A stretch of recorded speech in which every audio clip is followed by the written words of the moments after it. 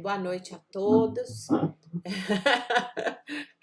Porque a última não deu, né? Deu problema, enfim. A gente vai no recurso técnico. Tô vendo lá na fundação se a gente consegue, enfim, uma assinatura desse Meet que pode gravar, mas tá difícil. Hoje nós estamos aqui com 5 cursistas, né? A Kelly, Luciana, Camila, Andréia, Joyce, sejam bem-vindas. Só mulherada, né?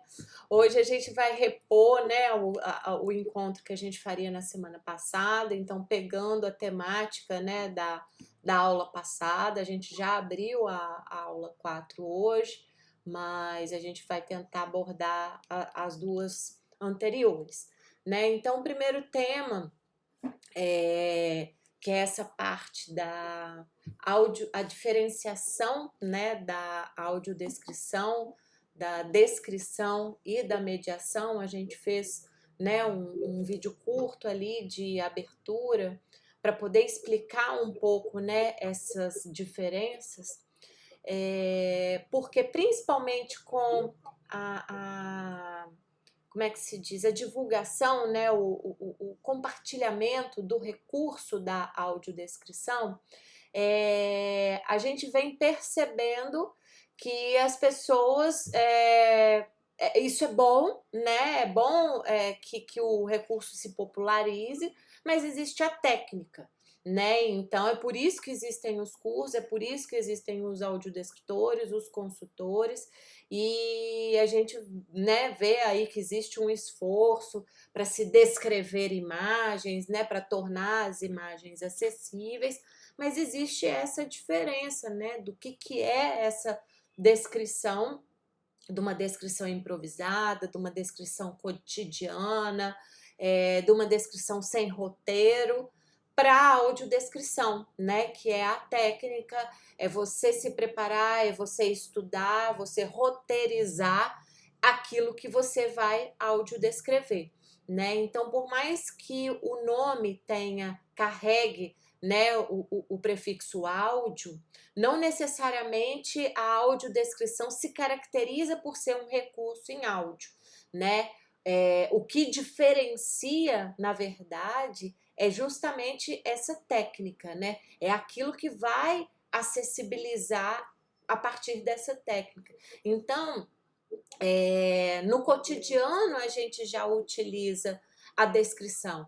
Muitas das vezes, né, principalmente para vocês que são professores, que atuam em sala de aula, numa contação de história, numa narração, a gente descreve elementos dessa história, dessa contação, né? Os personagens, o cenário, as características. Aí essa descrição ela vai além, né, do que está sendo visto, né, das características físicas, dos elementos visuais. Então você descreve também outros elementos, percepções, sentimentos, inferências, coisas que não cabem na audiodescrição.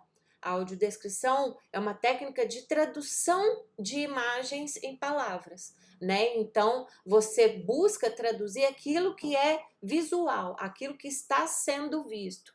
Você não deve inferir, né? Supor aquilo que não está sendo visto, né? E essa descrição, essa audiodescrição, a técnica, ela precisa seguir alguns parâmetros, né? Que é a ordem, né? Você fazer uma audiodescrição organizada, ordenada, escolhendo, né, a forma que a ordem desses elementos vão ser traduzidos, né? Então, se você vai audiodescrever da esquerda para a direita, de cima para baixo, no sentido horário ou no sentido anti-horário, no que está no primeiro plano para o segundo plano, enfim, você tem que escolher uma ordem para poder seguir essa ordem e essa audiodescrição ela ter uma organização, né? Aí o Felipe pode até comentar um pouco, né, Felipe, de como vocês constroem uma imagem mental a partir dessa ordenação, né, quando a gente faz uma audiodescrição seguindo ordem, certo? Isso, porque a pessoa que enxerga com os olhos, ela chega num ambiente, por exemplo, ela olha uma sala, vamos dar esse exemplo, ela já consegue ter aquela percepção geral daquela sala.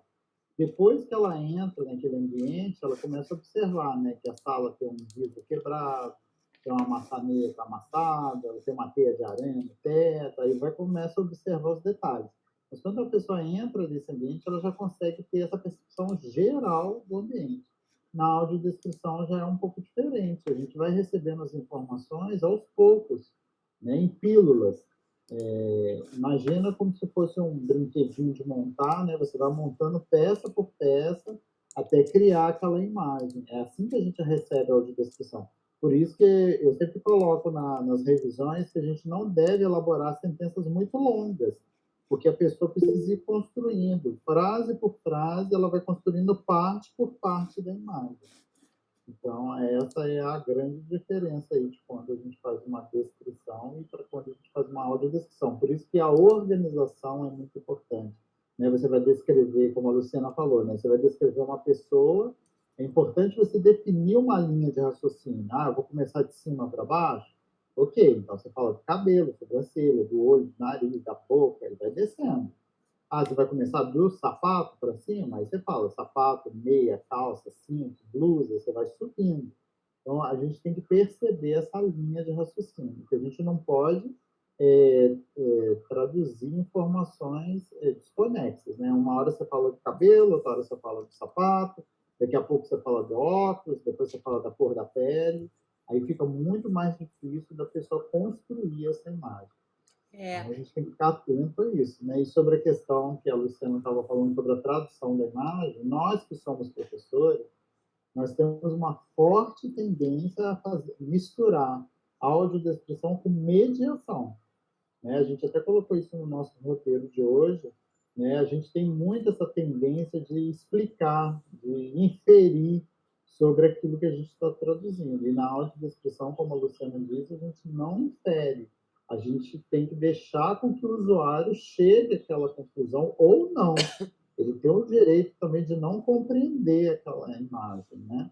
Mas a gente não pode inferir, porque aí a gente está direcionando o usuário para um caminho que talvez não fosse o caminho que ele escolheu. Por exemplo, a pessoa coloca uma frase: a praia é maravilhosa.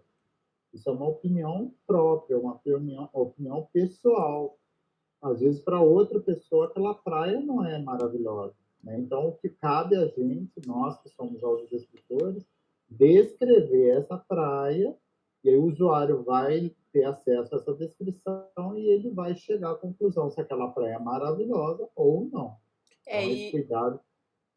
isso coincide, né, isso que você está falando, Felipe, com os outros dois parâmetros, né, que é justamente de coesão e de especificidade, né? Ó, coesão não, concisão e especificidade. Porque se você faz, né, uma audiodescrição muito longa, a gente percebe, né, que muitas das vezes algumas coisas tornam-se repetitivas, desnecessárias, prolixas.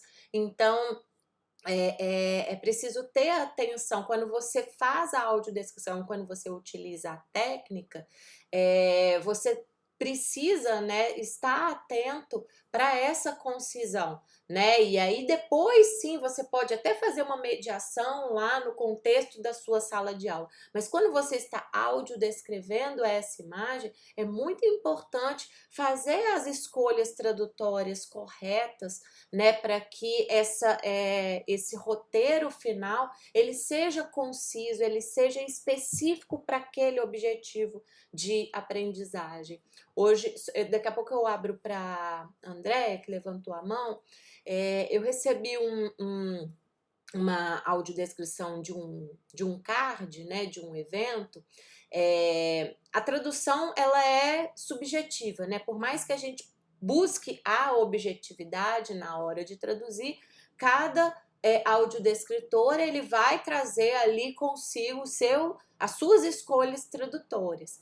né? E aí alguns traduzem numa ordem, né? Eu prefiro, para traduzir o card, eu prefiro fazer, sei lá, a imagem ela tá com uma leitura mais em espiral, então eu vou fazer essa audiodescrição no sentido horário, enfim, são os momentos das escolhas.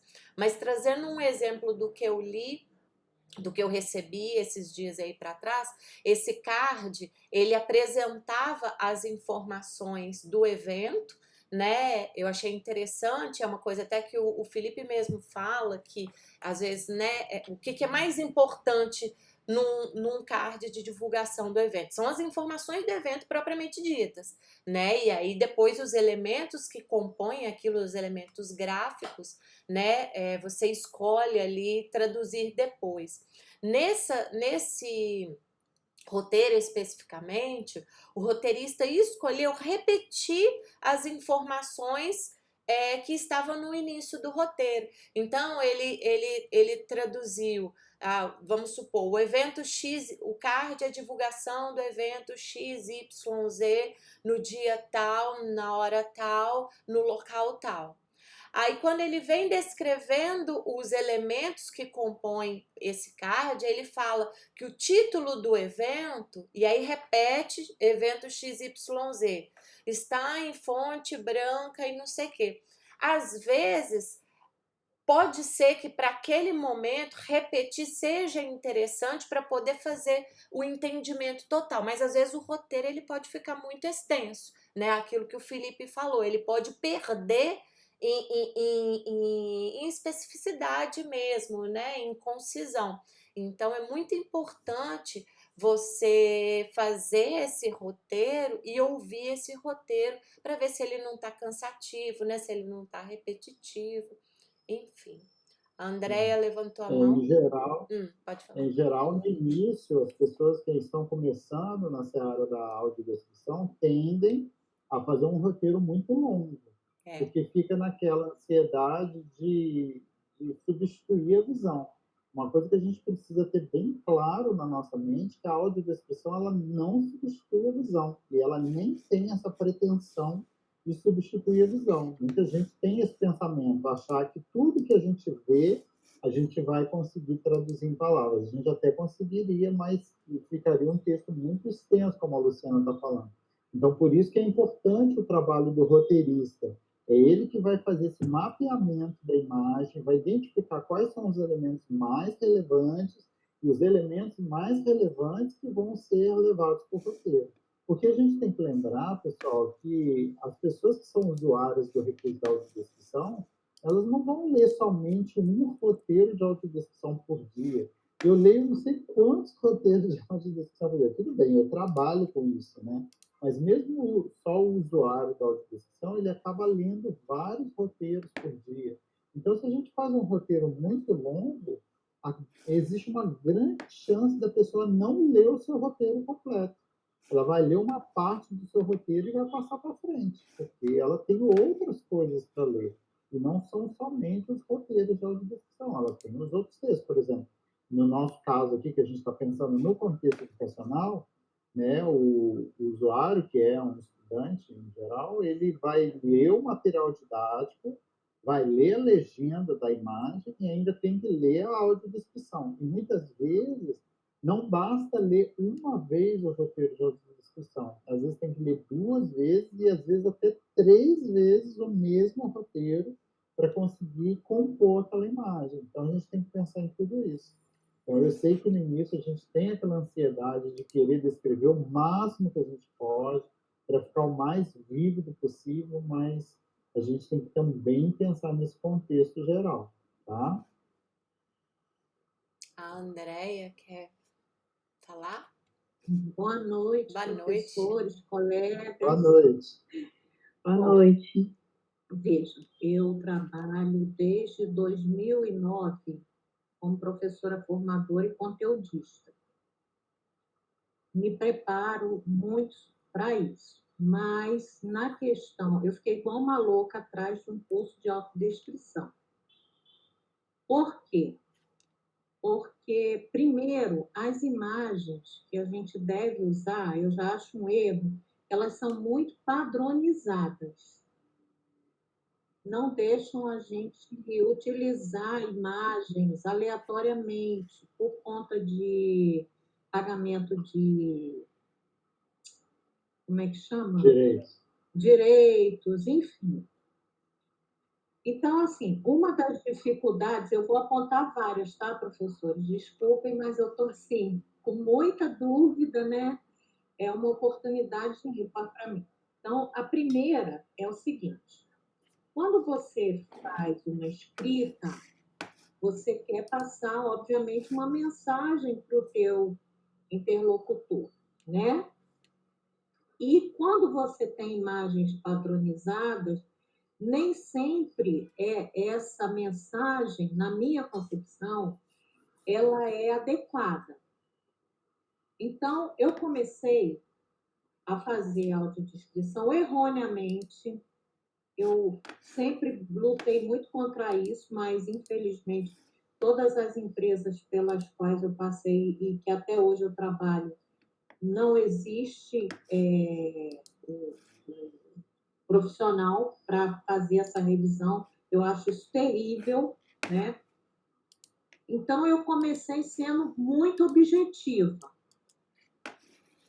Depois, eu fui para o extremo. Fazia quase um texto para cada figura. Um texto enorme. Ficava fazendo um detalhamento muito grande. E aí, hoje, eu procuro fazer a leitura de outros. Agora, no curso, eu vi quanto eu ainda continuo perdida. E eu acho isso muito grave, muito sério, porque isso impacta no nosso projeto, na nossa fala com o nosso estudante, né? Então, eu estou fazendo esse questionamento a vocês com um misto de desabafo, porque essa é a realidade que eu vivo e que eu vejo vários outros colegas viverem. E como leitora, eu às vezes pego alguns e-books, alguns livros, trabalhos afins, e vejo que às vezes a descrição não tem nada a ver com o contexto. E aí, como que faz? Entendeu? Qual é o peso, a balança, para que a gente não se expõe, não expõe o nosso estudante? Entendeu? Entendi perfeitamente. Eu acho que assim, a proposta dessa disciplina, dentro de um programa de formação de professores, é justamente ter essa familiarização inicial com o recurso, né? Aqui vocês não vão sair daqui audiodescritores, né? Mas vocês já vão ter uma noção, pelo menos da necessidade de uso do recurso e de como organizar pelo menos, né, um roteiro básico de imagens estáticas, pensando que a grande maioria das escolas não vai ter um profissional, um consultor, um revisor para estar lá, né? Tem escola aí que a gente sabe que é tão precária, mal tem a estrutura básica para ensino, a sala de aula decente, mas sensibilizar e tornar, né, o recurso conhecido para que ele seja utilizado e que você possa, junto ao seu aluno, trabalhar esse recurso junto a todos os alunos, não é só o aluno com deficiência visual, né? A audiodescrição, ela comprovadamente não atende só a pessoa com deficiência visual, né? Então, fazer essa leitura de mundo das imagens, né? Cada vez mais que a gente convive, né, com uma poluição, inclusive visual, né? Às vezes a gente até cansa, pegando aí uma analogia do que a gente vive hoje nas redes sociais, que é o nosso próximo tema. Se a gente pegar, por exemplo, um grupo de WhatsApp no final de semana de Páscoa, você abriu todos os GIFs de Páscoa que você recebeu nos seus grupos e leu cada imagem que teve ali são escolhas, né? Então, assim, ali é um momento de lazer. Agora, no momento didático, de sala de aula, de ensino, aquilo ali é lei, né? Tá na lei, a gente precisa oferecer acessibilidade dos conteúdos didáticos para esses alunos. Então, pelo menos a noção esse professor precisa ter. É muito complexo, né, colocar toda essa carga de responsabilidade em cima do professor. Então, aqui ele é uma disciplina para essa reflexão, para poder conhecer o recurso, para poder experimentar os roteiros e para poder testar também na sala de aula com os seus alunos o que funciona, o que não funciona. Né, Felipe? Exatamente. É sempre uma angústia, gente. Não é fácil. Ser professor já não é fácil, ainda mais ser um professor com essa postura audiodescritiva. É muito difícil, realmente. É sempre esse dilema. E não existe receita de bolo para audiodescrição. A gente tende a querer ter uma receita de bolo e isso não existe. Depende, o contexto é a palavra-chave da audiodescrição. Então, depende do contexto onde aquela imagem está inserida, se é uma atividade, se é uma imagem ilustrativa, se é uma imagem que está dentro de um livro didático, se é uma imagem que foi retirada de um livro didático, né? Para qual faixa etária você vai utilizar, isso vai influenciar no vocabulário que você vai utilizar, qual objetivo você pretende atingir. Então, são várias camadas que a gente precisa analisar. Isso realmente é um desafio, não é fácil, sempre vai ser difícil. Eu sempre falo para as pessoas, nunca vai ser fácil. Né? Às vezes eu vejo as pessoas tentando escolher uma imagem bem simples para poder deixar o roteiro mais fácil, mas nunca é fácil, é sempre difícil. As escolhas, a gente lida o tempo todo com escolhas tradutórias. E fazer escolhas são muito difíceis. Né? Às vezes você quer colocar todas as informações que estão ali e você não consegue, não tem como. Então, você com dor no coração, você tem que escolher. Você tem que cortar algumas coisas. Né? Então, realmente não é fácil, não. É um desafio. Mas vocês, só por eles estarem aqui nesse curso, nessa disciplina, vocês já estão no caminho certo. Né? Vocês já estão se reconstruindo, né? Desconstruindo e reconstruindo, porque vocês já estão com essa postura audiodescritiva. Eu tenho certeza que a aula de vocês já vai ter outro olhar, né? Outra postura em relação às pessoas que realmente utilizam o recurso da audiodescrição, não tenho dúvida disso. E a gente está sempre aprendendo, né, pô?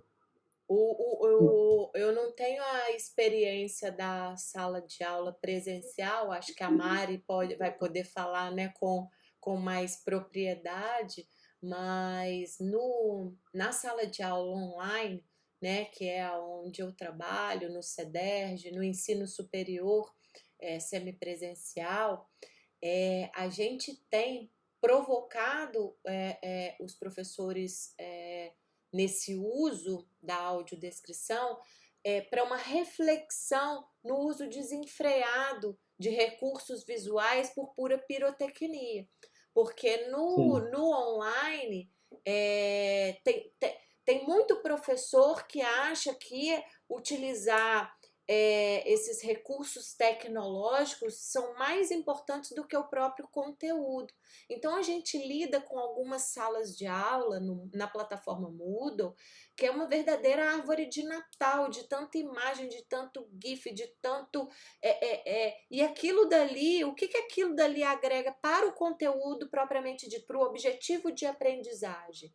Né? Então, quando o professor tem um contato com o recurso da audiodescrição, existe uma provocação também na necessidade real do uso ali daquela imagem, daquele GIF, muitas das vezes da pirotecnia, né, provoca essa reflexão.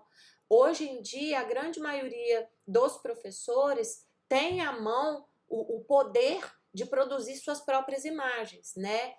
Coisa que 10 anos atrás a gente não tinha. Hoje, qualquer um com o celular consegue produzir um cartaz, um card, uma capa de um livro, enfim, diversos recursos visuais com o que a gente tem de aplicativos.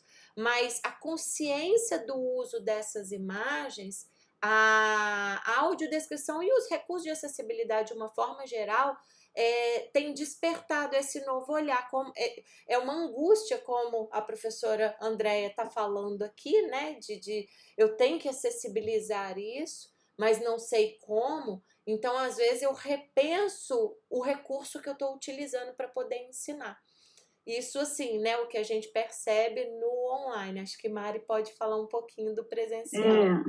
Eu tenho até algumas questões que surgiram com uma conversa de professora de sala de recursos. Quem não sabe, eu atuo na educação infantil, né, na prefeitura da cidade do Rio de Janeiro. E, assim, eu ouvi dela falando que não funcionaria fazer audiodescrição na educação infantil para uma criança com deficiência visual, congênita, né, ela já nasceu com uma cegueira, porque ela não tinha esse repertório, entendeu? Que, por exemplo, se fosse contar uma história de lobo, ela não ia ter noção do que seria um lobo. Ela até sugeriu que, antes disso, ela tivesse um contato, a gente pode até falar sobre mediação, um contato como se fosse uma mediação, para ela conhecer, né, no caso, o lobo, né, que a gente fizesse um trabalho de texturas, enfim, e depois produzir essa audiodescrição. Acho que é uma coisa até que é bom a gente até conversar sobre a diferença, né, Felipe? Se existe uma audiodescrição diferenciada, a gente sempre fala do contexto, né, claro, para a educação infantil e outros níveis de escolaridade, mas também se existe uma audiodescrição para quem tem uma cegueira, né, adquirida, para quem tem uma cegueira congênita, se a gente tinha essa diferenciação ou não, né, nessa etapa da educação infantil é mais válido mesmo trabalhar primeiro com a mediação, para depois trabalhar essa questão da audiodescrição, ou ela pode já construir as imagens a partir da audiodescrição. Eu acho que essa conversa que eu tive com ela, eu falei, eu vou levar essas dúvidas que eu acho que podem surgir para quem atua também com crianças menores, para quem atua com crianças que adquiriram cegueira ou que já nasceram com ela. Acho que é uma discussão válida. Na verdade, o recurso de acessibilidade ele nunca atinge o objetivo sozinho, ele sempre precisa de outros recursos. Então, não é porque a gente disponibiliza a audiodescrição que solucionou todos os problemas. Não. Quanto mais recursos de acessibilidade a gente puder disponibilizar, independente da faixa etária, melhor. Então, é muito melhor a gente disponibilizar uma audiodescrição e um recurso tátil do que só a audiodescrição, principalmente para a educação infantil, no qual as crianças estão construindo o repertório imagético. Né? Então, claro, você fazer uma réplica de um lobo com textura, com pelúcia, sei lá, com focinho, com olho, com tudo que um lobo tem, é muito mais rico imageticamente do que só a audiodescrição. E para a faixa etária, a audiodescrição realmente fica muito abstrata, por mais que você utilize um vocabulário desse universo. Então, mas eu acredito em utilizar as duas coisas juntas, não só a réplica tátil, nem só a audiodescrição. A audiodescrição ser construída em cima da réplica tátil, mais a contação de história, por exemplo, a história do lobo mau, né? Os três porquinhos, sei lá. E aí você já vai fazendo a contação de história, apresenta a réplica do lobo e faz a audiodescrição enquanto a criança está explorando aquela réplica tátil. Você está fazendo a audiodescrição, você está falando da cor do pelo, está falando das orelhas que são grandes, do focinho, está falando da cor da língua. Enquanto a criança está explorando livremente aquilo ali, você vai fazendo a audiodescrição e vai fazendo associações também. Olha como o pelo é macio, olha como o rabo é comprido, olha como as orelhas são pontudas e por aí vai. É por isso até que a gente traz a mediação nesse contexto, né? Porque o fazer ali, né, do professor, às vezes está muito intrínseco, né? Tá tudo ali misturado. A audiodescrição junto com a mediação, mas o que é importante é que esse professor incorpore o professor ele não tem que fazer um planejamento de aula, esse planejamento de aula, às vezes da contação de história, ela não envolve vários recursos, às vezes uma encenação, às vezes um personagem, às vezes traz de fora um teatro, outros, ou é um livro, né, com aqueles 3D lá, enfim, às vezes a forma de contar a história do Lobo Mau tem 1000 tipos de recursos, né? O professor, ele planeja isso para poder dar a aula dele. A audiodescrição, ela tem que estar incorporada nesse planejamento, né? Pensar essa audiodescrição para cada um desses elementos que vai ser utilizado. E não como uma coisa a posteriori, né? Ah, eu vou planejar a aula e não sei o que agora. Pronto, tá tudo pronto. Agora o que eu vou fazer? Eu vou fazer a audiodescrição depois. Se você planejar junto, eu acho que a tendência de sucesso é até maior, né? Porque você vai estar ali planejando os elementos mesmo, né? Então, pegando o exemplo do lobo. Ah, se o lobo tem 1 milhão de características, recursos, uma roupa toda rebuscada com 1000 botões, 1000 elementos, essas coisas, vai ficando cada vez mais difícil você fazer essa audiodescrição por si só. A partir do momento que se você planeja utilizar uns elementos que vão ser, né, mais viáveis de audiodescrever, eu acho que o plano de aula como um todo, ele pode ter um sucesso maior. Mas como o próprio Felipe disse, a audiodescrição por si só, ela não vai resolver todos os problemas de acessibilidade da aula. Isso. E até é interessante, só para fechar esse ponto, assim, de não limitar, porque uma das discussões foi, já que ela não conhece, vamos fazer uma atividade com, por exemplo, com as pessoas da família dela que ela já conhece. Então, assim, eu falei, não, então a gente vai apresentar o lobo, né, com a mediação e a audiodescrição, né, porque não vamos limitar o conhecimento dela, né, já que vou apresentar ela só a família, que ela já conhece. Senão ela vai ampliar o repertório. Sim, então, assim, é bom assim, a gente pensar sobre isso para a gente não limitar, né, no contexto didático. Então eu vou apresentar só o que ele sabe. Não, a gente pensar em opções para tornar Você vai buscar, né, por exemplo, você quer falar do lobo, você começa a falar da família. Aí você fala, na sua casa tem cachorro? Qual bichinho de estimação tem na sua casa? Aí a criança vai falar, eu tenho um cachorro. Qual é o nome do seu cachorro? Aí você começa com o cachorro. Daqui a pouco você vai pro lobo. O cachorro, aí você vai pro lobo. Você fala, você conhece o lobo? Já viu um lobo? Sabe como que é um lobo? Ele é parecido com um cachorro. Ele tem focinho, ele tem a orelha grande, e por aí vai.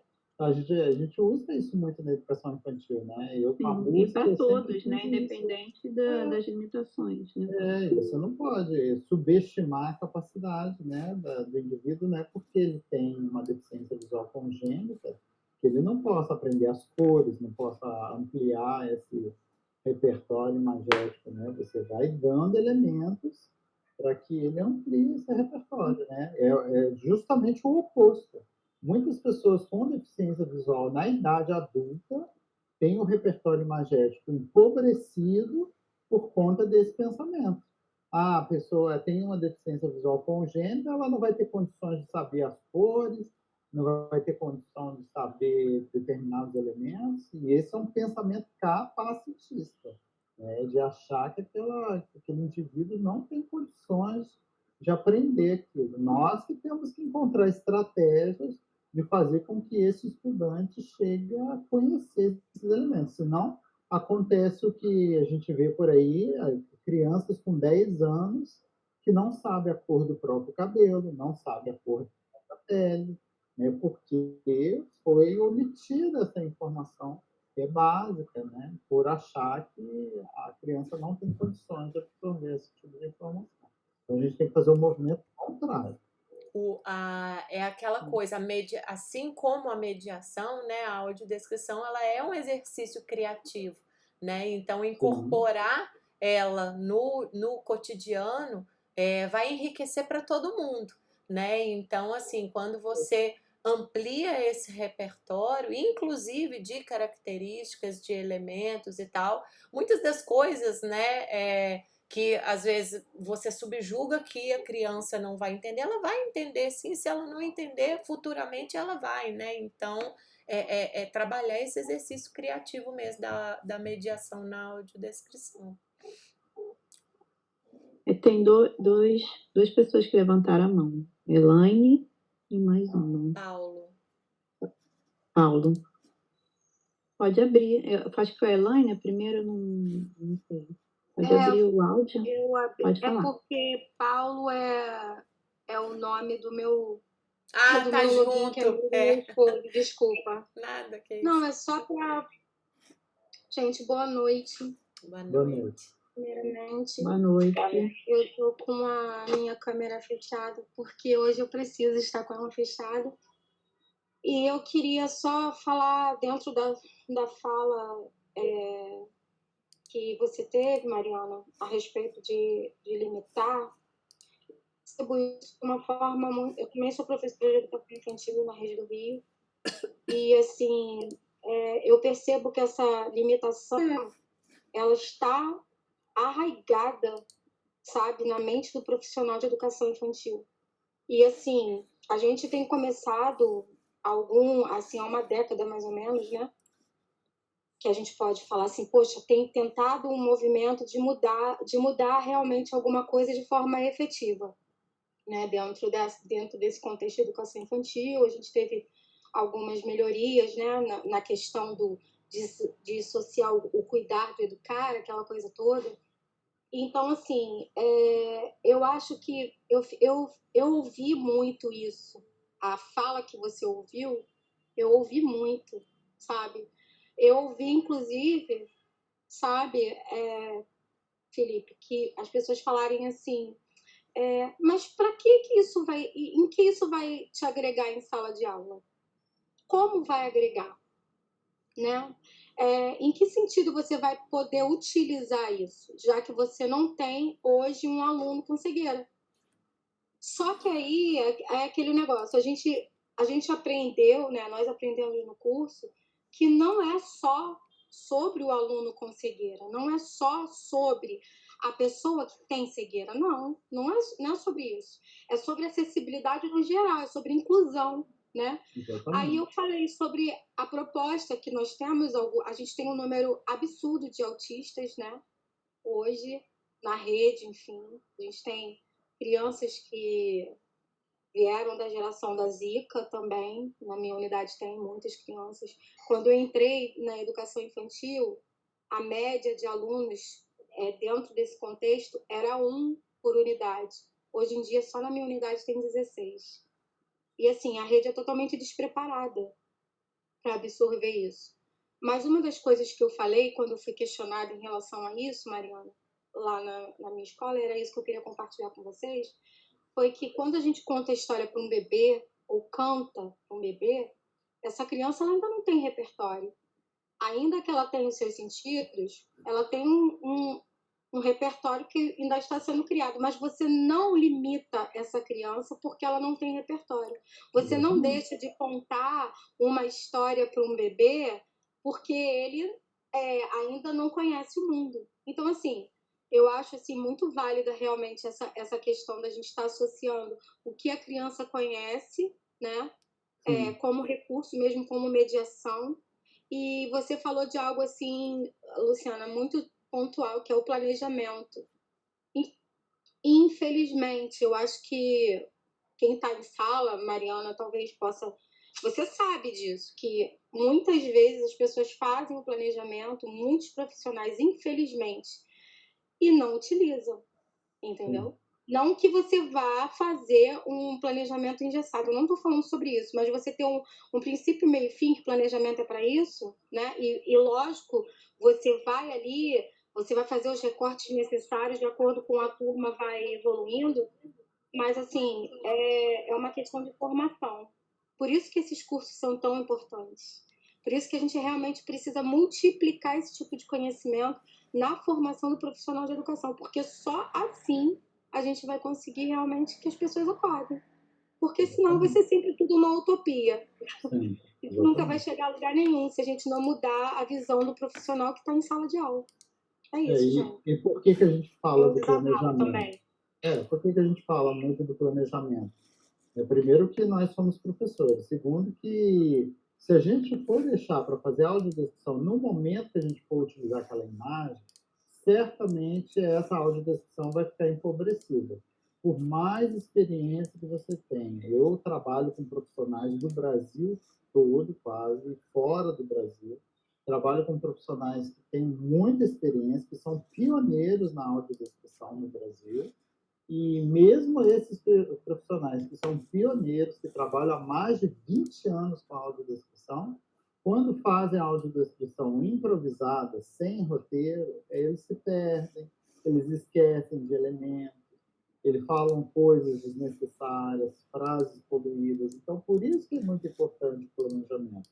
Não, nem digo para você pegar esse roteiro e ficar lendo esse roteiro em sala de aula, mas você vai ter um guia ali para você não se perder nas informações.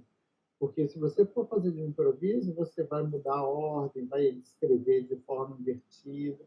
Vários fatores podem acontecer. Isso é para qualidade, um respeito em relação ao seu estudante. Então, por isso que a gente sempre bate nessa tecla que a gente tem que fazer o roteiro como planejamento. Mas, claro, ele mesclado, como a Luciana disse, ele mesclado com a mediação é muito mais interessante.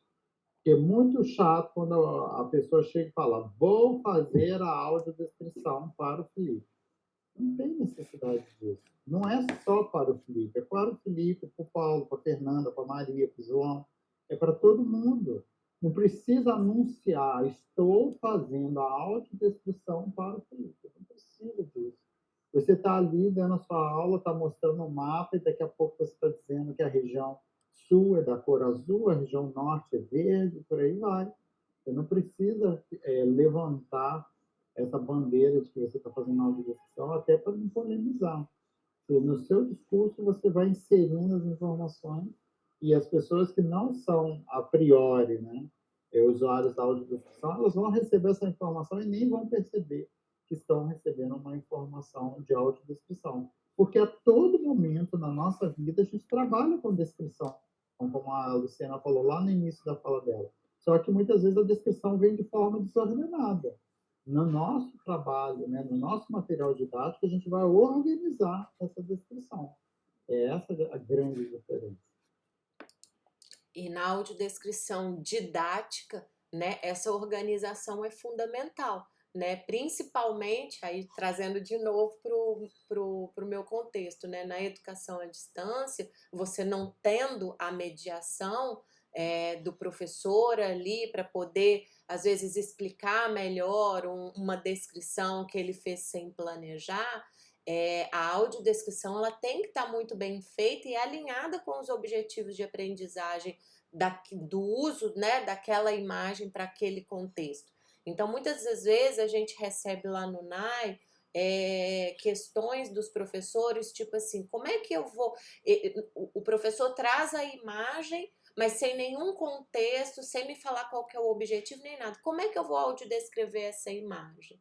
Aí eu vou e falo para ele, tem 1 milhão de formas de você fazer. Você vai usar como essa imagem? Vai estar numa atividade online? Vai estar lá na prova presencial, que o aluno tem 2 horas para fazer 3 provas? Vai estar no caderno didático? Não, é uma imagem meramente ilustrativa. Então, essa mesma imagem, nesses 4 contextos que eu estou falando, ela pode ser audiodescrita de forma diferente, né? Então... Por isso que eu sempre levo na educação à distância pelo menos alguns exemplos de uso da audiodescrição para que esse professor entenda e saiba, né, que é muito importante que ele mesmo faça e não entregue para um núcleo, entregue para um audiodescritor fazer, porque esse professor sabe qual é o objetivo de aprendizagem dessa imagem naquele contexto.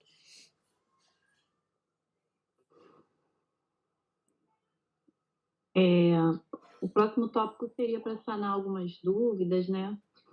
A gente focou bastante na questão da mediação, na audiodescrição e descrição. A gente também pode abrir para eles conversarem com a gente, né? Sobre as dúvidas que eles estão tendo nessas primeiras aulas. O que vocês acham? A gente levanta os tópicos. Tem só a parte aqui dos principais erros. A gente falou um pouco da questão da inferência, fala um pouco do uso dos artigos, da questão da organização da primeira frase. Você quer falar, Mari, Felipe? Quer falar, Mariana? Posso falar. Eu acho que essa questão da primeira frase, né, algo que o Felipe sempre comentou, né, desde a primeira edição do curso, que a gente sempre começa como se fosse uma manchete, né, o início, você começa com os aspectos gerais, o que é mais importante. Né, a Luciana e o Felipe, a gente está falando dessa questão das imagens didáticas, então, se é uma capa de um livro, vamos voltar lá para a educação infantil, onde tem um lobo, né, tem a Chapeuzinho, a gente não vai começar pela árvore, né, a gente vai começar pelo que é mais importante e vai fazer essa chamada, né, principal dos aspectos gerais, e depois a gente vai contextualizando os aspectos mais específicos, né, e até tem a questão também, depois a gente pode comentar da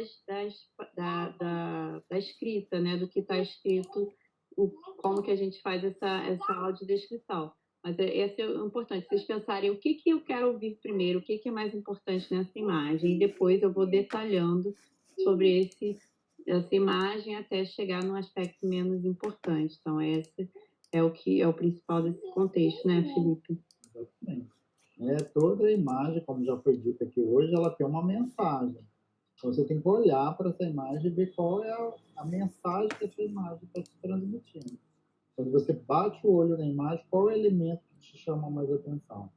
Se na capa do livro tem um lobo, é o lobo que vai ser o elemento mais relevante. Então, você vai começar, capa vertical do livro, os 3 porquinhos com um lobo, por exemplo.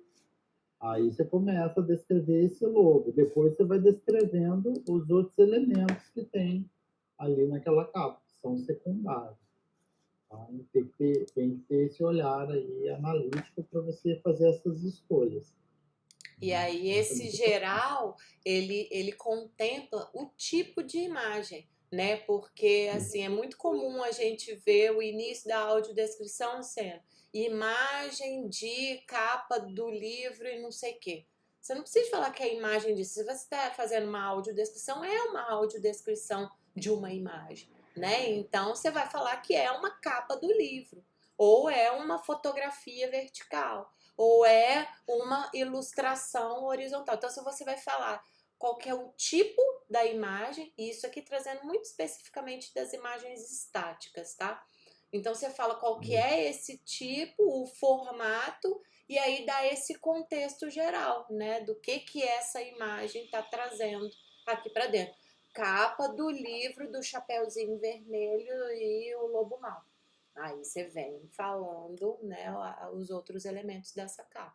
Capa do livro vertical, né? Para você ver, sem o roteiro a gente acaba engolindo algumas informações importantes. É natural. É natural. E como o Felipe comentou, né, nós nunca vamos substituir a visão. Então, assim, alguns detalhes, realmente, dependendo do contexto, né, como a gente falou, uma prova, outros contextos que a pessoa tem que fazer uma leitura mais rápida. Então, alguns detalhes realmente não vão caber nessa audiodescrição, né? Então, a tendência é você ser objetivo, ser coeso, para que tenha a passar a mensagem, a pessoa que, o usuário da audiodescrição, ela possa fazer as inferências sobre essa mensagem. A gente pode dar o exemplo, por exemplo, de uma atividade de inglês. Tem 2 pessoas conversando, um menino e uma menina conversando com balão de diálogo, e os 2 com texto em inglês, e, sei lá, o estudante precisa colocar a tradução desse diálogo.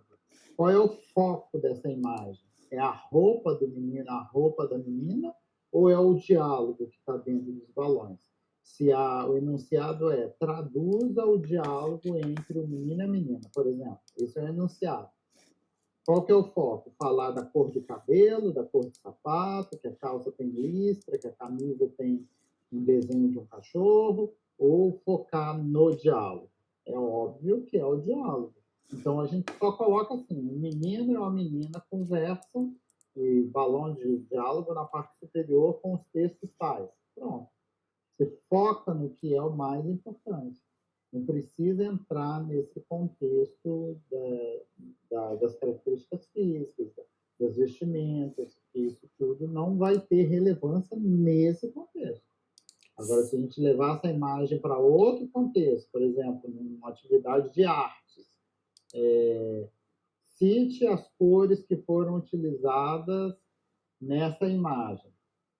Aí tem um menino, a menina conversando do mesmo jeito, com diálogo em inglês. Aí o foco já é outro. Você tem que dizer a cor do cabelo, você tem que dizer a cor da roupa, você tem que dizer a cor da camisa, a cor da calça, a cor do sapato. Porque aí o estudante ele vai ter que apontar quais foram as cores que foram utilizadas naquela imagem. Então, por isso que o contexto é muito importante. O roteiro muda completamente dependendo do contexto. Pegando esse exemplo, né? Você falou aí do diálogo. Esse diálogo ele pode estar numa tirinha, numa história em quadrinhos, numa charge, ou seja, só aí a gente tem 3 tipos de imagens distintas, né? E aí, dependendo, se você estiver falando, sei lá, de gênero textual, esse tipo é muito importante. Para uma tradução não é tão relevante, então você, né, fala de uma forma mais genérica. E é bom citar, né, Felipe, logo no início o tipo de imagem, né? E aí o usuário já entende, ó, isso é uma charge, né? Então ela já pensa como uma charge. Não, isso daqui aquela atmosfera, aquele contexto. E outra coisa que a gente vê muito é, por exemplo, fotografia vertical retangular. Não precisa do retangular. Se a fotografia é vertical, a gente já sabe que ela é retangular. Se a fotografia é horizontal, a gente também sabe que ela é retangular. Então, desnecessário colocar o retangular. Basta a fotografia vertical, fotografia horizontal. Vamos comentar um pouquinho sobre o uso do artigo. Sim. Eu acho que um exemplo bem que a gente sempre usa, principalmente quando a gente fazia audiodescrição de imagens dinâmicas, né? É a gente apresentar um personagem, né? A gente está falando de um homem, né? Um homem de forma abstrata, e depois que ele foi apresentado, a gente já o define, né? A gente fala do homem. Isso faz diferença, né, Felipe, para essa questão de poluição textual, quando você ouve um roteiro e você já entende, ó, é o mesmo homem que já falamos anteriormente, né? Então, esse uso do artigo é fundamental. Mesma coisa do pronome definido ou indefinido, né? Dependendo da quantidade, né? Às vezes tem uma imagem com muitas pessoas, né? Então você coloca muitas, algumas, né? Então alguns pronomes ajudam a pessoa a entender, né, o contexto dessa imagem. Exatamente. E essa questão do artigo, eu até entendo que tem uma influência de uma linha de audiodescritores que defendem tirar o artigo para deixar o texto mais conciso. Mas, primeiro, nós não falamos do nosso dia a dia sem artigo. Se vocês repararem, o tempo todo nós utilizamos artigo. A gente não fala assim, chegou o homem na escola. A gente não fala disso. A gente fala, chegou um homem na escola. Né? A gente sempre usa o artigo. Aí daqui a pouco a gente fala, o homem entrou no banheiro. A gente já usou o artigo definido, porque a gente já sabe que é aquele mesmo homem que entrou na escola, agora ele entrou no banheiro. Então, é por isso que a gente troca de artigo indefinido para artigo definido, quando a gente já sabe quem é. Né? Agora, se você coloca, homem entra na escola, homem entra no banheiro, será que é o mesmo homem ou é outro homem? Eu não sei se é o mesmo homem que entrou na escola e depois ele entrou no banheiro, ou se um homem entrou na escola e o outro entrou no banheiro. Então, por isso que o artigo é tão importante. E quando a gente ouve o roteiro de audiodescrição sem artigo, a gente sente que está faltando alguma coisa. Sabe quando você ouve um texto que está mal escrito, ele está truncado? É essa sensação que eu tenho quando eu ouço um roteiro de audiodescrição sem um artigo. E as pessoas falam, eu tiro o artigo para deixar o texto mais curto, mais conciso. Mas o artigo não faz quase diferença alguma, porque ele é tão curtinho que não faz quase diferença alguma. Então, acho que a gente pode cortar em outras coisas, né? Às vezes, poluição textual, como a Mariana falou, né? Nós temos uma forte tendência a repetir palavras. Então, isso sim a gente pode se atentar para deixar o texto mais conciso. Agora, o artigo não vai fazer diferença. Então, vai fazer diferença se ele não estiver no texto, com certeza. Perde um pouco dessa questão da fluidez, né, da Com leitura. certeza. O som, né? Isso, aquilo que a gente fala até na próxima aula, né, sobre o audiodescrição como texto alternativo, quando a gente tinha esses ledores mais antigos, né, com essa voz mais robotizada, a leitura truncada, né, era bem característica desses ledores, e aí quando você constrói um texto que fica truncado, aí fica mais nítido. Hoje em dia, com a inteligência artificial, a gente vê vozes de ledores cada vez mais, vamos dizer assim, humanizados, né? E aí, quando você junta isso com um roteiro bem escrito, né? Com essa fluidez, é muito melhor de ouvir, né? E aí eu falo, tô me apropriando da sua fala, né, Felipe? Que a fluidez da fala humana ela é muito melhor para ser ouvida do que a voz robotizada de um software ledor. Tá melhorando? Tá. Mas se você não tem um roteiro também com um texto fluido, não adianta muita coisa, né? Porque uma coisa é o texto escrito, outra coisa é o texto falado. Exato. Muitas vezes você escreve um texto e ele está ótimo escrito, né? Por isso que eu sempre falo, se possível, grava esse roteiro e me manda ele gravado em áudio. Que aí, com a sua leitura, eu ainda consigo fazer uma nova consultoria. Porque quando a palavra vai para a boca, às vezes não funciona. Não funciona.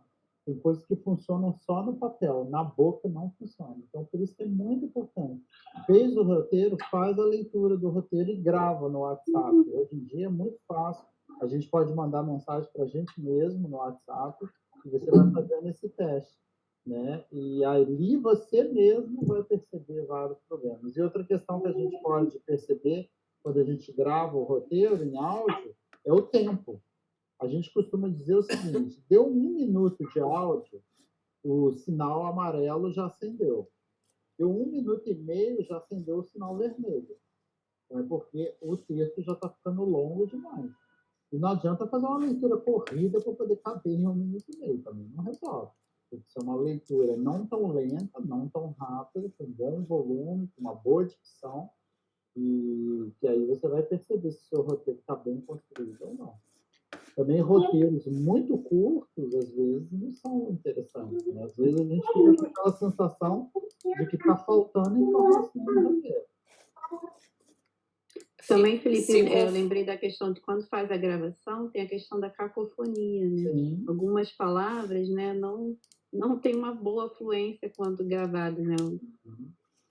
A gente não percebe, né? O tal de 60, por corredor, e por aí vai. Uma mão, que aparece muito. Né? Uma mão é clássica. 60 é clássico. No cinema eu fico assistindo o filme e escutando 60. Ele 60, não sei aonde, ele 60, não sei aonde. Então, aí quando a gente ouve, aquilo dói no ouvido, né? É isso aí. O que mais? Acho que agora a gente pode abrir para dúvidas. Acho que a Joyce falou que não estava. Você quer colocar aqui no chat sua dúvida, ô Joyce? Ela colocou aqui que não consegue interagir por áudio e por imagem, né? Que ela tá com problema na webcam, pede desculpas. Não tem problema não, Joyce. Aqui é o espaço assim, né? A gente sugere abrir para fala até para poder facilitar, mas se você tiver alguma dúvida e quiser colocar aqui no chat, fique à vontade, tá? Então, enquanto ela coloca a dúvida, eu lembrei de outra questão que tem aparecido bastante nessa turma, que é em relação à cor. Né? Quando que a gente coloca o termo cor, estou falando da palavra cor, C-O-R, antes do nome da cor, e quando a gente não coloca. Quando o nome da cor ele é ambíguo, a gente tem que colocar o termo cor antes. Por exemplo, laranja. A gente tem que colocar cor laranja. Agora, se for azul, não precisa colocar a palavra cor antes de azul. Né? Então, às vezes eu coloco lá, desnecessário colocar a palavra cor. Aí a pessoa acha que não precisa colocar cor, não é isso. É o termo cor antes do nome da cor. Tá? Então, a camisa da Luciana é de cor laranja. Ou a camisa da Luciana é azul, não precisa pôr cor. A camisa da Luciana é branca. Ou a camisa da Luciana é de cor rosa. A camisa da Luciana é de cor cinza. Então, toda vez que o nome da cor for ambíguo, a gente coloca o termo cor. Mas basta colocar na primeira vez. Nas outras vezes que o nome da cor aparecer, já não precisa mais. E dependendo da imagem, realmente pode trazer confusão. Será que é cinza porque está em cinzas ou é cinza por conta da cor? Então, para não ter esse tipo de problema, a gente coloca o termo cor antes. Agora, já não tem necessidade de você começar assim, fotografia colorida da Luciana Perdigão. Não tem necessidade. Por quê? 99% das imagens que a gente utiliza hoje em dia são coloridas. Então, já está subentendido que a imagem é colorida. E outra, durante o roteiro você vai falar, a Luciana está em pé com um vestido cor-de-rosa e ao fundo um mar azul com ondas brancas e árvores verdes. Então, você vai citando elementos e citando as cores do elemento. E isso já contextualiza que essa imagem é colorida. Agora, se a imagem for em preto e branco, for em sépia, tiver um filtro vermelho, um filtro azulado, sei lá, aí sim você tem que citar, porque está fugindo do convencional. A mesma coisa com chapéu na cabeça, colar no pescoço, pulseira no pulso, mochila nas costas, relógio no pulso, sei lá. Tudo isso são coisas que a gente já sabe que a mochila, geralmente, as pessoas carregam nas costas. Então, não precisa dizer. O chapéu, geralmente, a pessoa coloca o chapéu na cabeça. Se a pessoa tiver com o chapéu nas mãos, por exemplo, aí você cita. Se a pessoa estiver com a mochila no colo, você cita. É porque foge do convencional, tá bom? Isso são técnicas que a gente utiliza para deixar o texto mais conciso.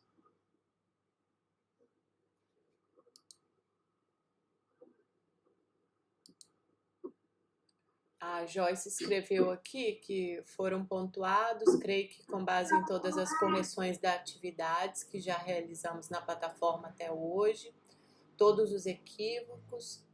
Creio que somente quando surgirem novas situações buscarei esclarecimentos e correções. Então ela não está com dúvida nenhuma, foi só para dar um oi mesmo. Aí tem uma questão sobre as notas introdutórias que eu quero falar também.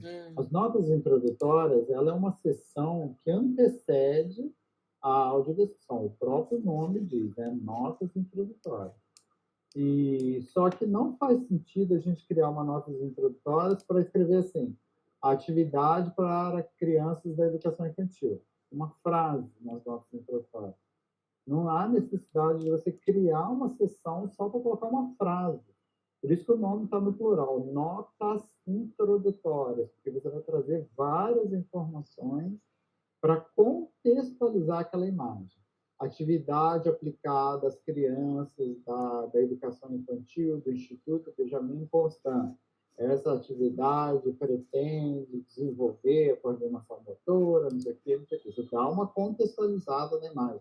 Se você considerar importante essa contextualização, não é obrigatório colocar notas introdutórias, mas tem momentos que, se a gente não contextualizar aquela imagem, a pessoa não vai conseguir entender aquela imagem somente com a audiodescrição. Por exemplo, você tirou uma imagem de um livro didático, você tem um livro de uma turma lá que não é o livro que você usa em sala de aula. Você tirou aquela imagem só para montar uma atividade. Você precisa contextualizar aquela imagem.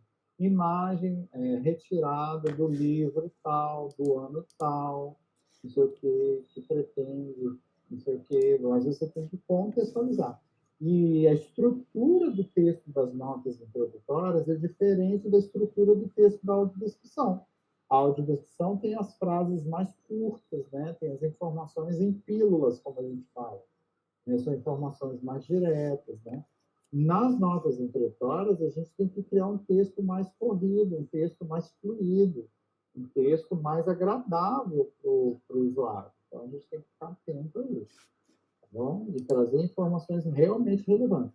E nas notas introdutórias, às vezes, a gente descreve também. Não é o nosso caso aqui, que a gente está trabalhando com imagens estáticas.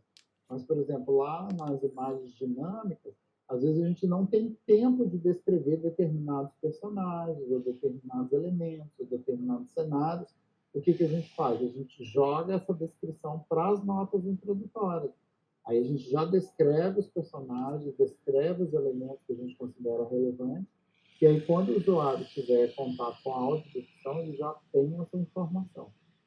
Tá? Acho que Então, um bom exemplo, né, para poder diferenciar, você falou, né, sobre o problema da audiodescrição também muito concisa, né?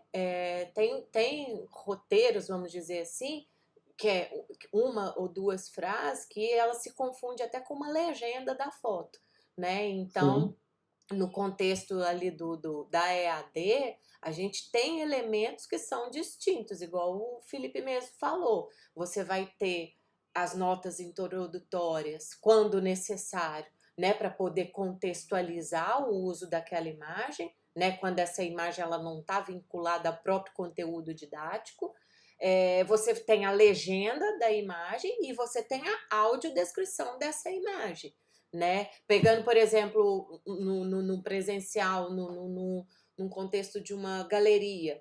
Você vai num museu ou numa galeria de arte, se você for utilizar um audioguia, por exemplo, você vai ter as notas introdutórias ali daquela obra, né? É do artista tal, no contexto do iluminismo e não sei o que, aí vai falar um pouco do contexto daquela obra de arte nas notas introdutórias. Você vai ter a legenda que está lá, né? Muitas das vezes é fixada visualmente junto com aquela obra. Então, aquilo é uma legenda, então vai falar, às vezes, da técnica, do formato, né, do material, alguma coisa assim. E você tem a audiodescrição propriamente dita. Aí você vai falar dos elementos daquela obra, né, descrevendo visualmente, traduzindo em palavras aquilo que você está vendo visualmente. Então, num contexto de uma galeria, você tem esses três elementos que são coisas distintas, são textos distintos, né, que precisa estar muito claro na hora de elaborar. Muitas das vezes a legenda ela já é trazida, né, no caso do museu, pela curadoria, pela equipe que está produzindo ali essa exposição, né? No contexto da EAD, a legenda normalmente ela já vem ali, né? Ela foi produzida pelo conteudista ou pelo designer instrucional e tal. Então você vai ter que produzir as notas introdutórias e a audiodescrição, lembrando que existe já a legenda ali dessa imagem. Acho que ninguém mais tem dúvida, a gente já está com 8h15, né? Avançamos um pouquinho, mas a gente começou um pouquinho atrasado. Queria agradecer a participação de todos. E ver, eu acho que a gente vai ter que mexer no calendário, né? Porque acabou que vai ter uma outra atividade síncrona na próxima semana. Vocês preferem que mantenha? Ou a gente coloca para daqui 15 dias? Nem tá manifestando aí.